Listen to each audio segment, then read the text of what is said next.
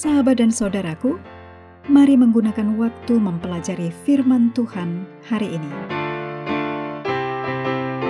Hari Senin tanggal 31 Maret, judulnya Tuhan ingin dipahami.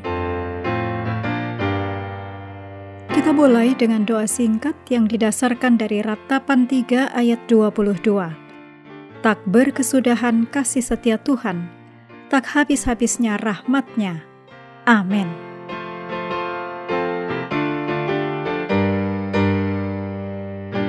Tidak ada yang membuat frustasi seperti kebutuhan mendesak untuk berkomunikasi saat mungkin di klinik atau apotik dan berada di negara asing di mana kita hampir tidak bisa berbicara bahasa setempat. Kita tahu apa yang perlu kita katakan, tetapi kita tidak memiliki kosakata yang memadai untuk mengatakannya. Dengan Tuhan, masalah yang berbeda muncul. Tuhan mengatakan, seperti tingginya langit dari bumi, demikianlah tingginya jalanku dari jalanmu, dan rancanganku dari rancanganmu. Yesaya 55 ayat 9. Masalahnya bukanlah Tuhan tidak memiliki kosakata untuk berkomunikasi dengan kita, tetapi kita yang tidak memiliki kosakata atau kapasitas intelektual untuk memahami Tuhan sepenuhnya. Ayat-ayat berikut ini menyatakan tentang pemahaman Tuhan dibandingkan dengan pemahaman kita sendiri.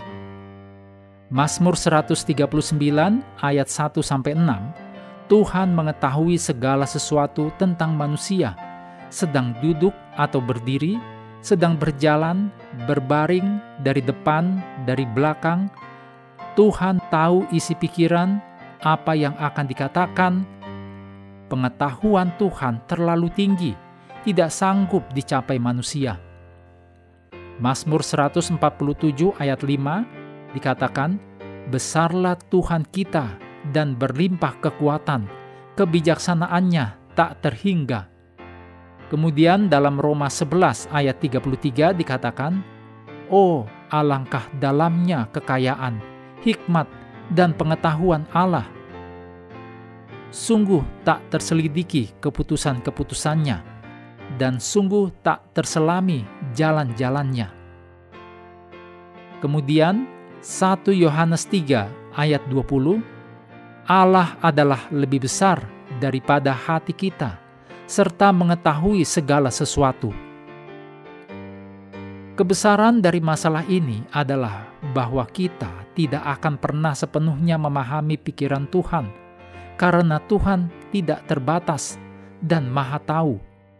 Lagi pula, kita hampir tidak bisa memahami segala sesuatu tentang penciptaan. Bagaimana kita bisa sepenuhnya memahami penciptanya? Meskipun kita tidak akan pernah mengerti segalanya, kita dapat memahami apa yang diperlukan untuk keselamatan kita.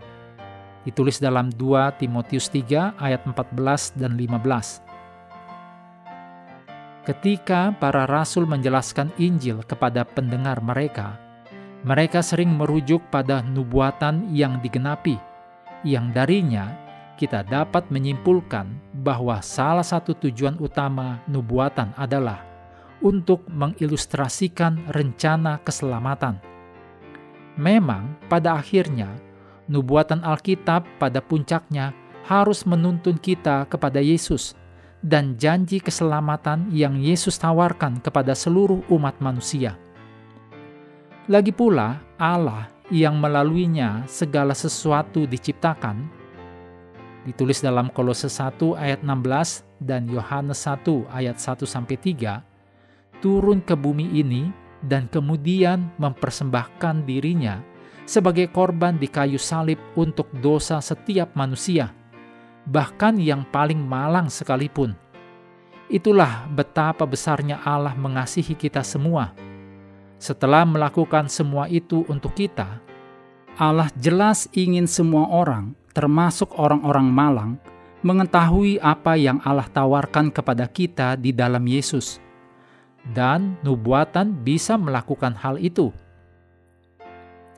Meskipun ada banyak hal yang tidak kita ketahui, sangat penting untuk berfokus sekarang pada apa yang kita ketahui dan mengikuti apa yang kita tahu daripada terobsesi dengan apa yang kita tidak tahu.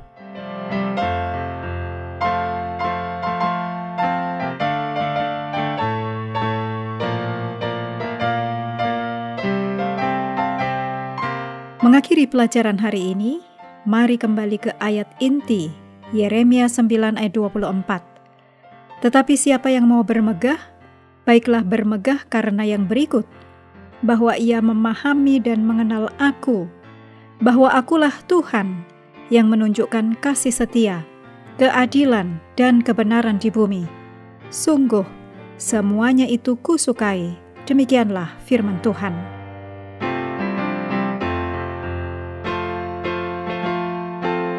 Sahabat juga perlu melengkapi waktu untuk bersekutu dengan Tuhan setiap hari dengan bacaan Alkitab sedunia. Percayalah kepada nabi-nabinya yang melanjutkan dari Wahyu pasal 6. Tuhan memberkati kita semua.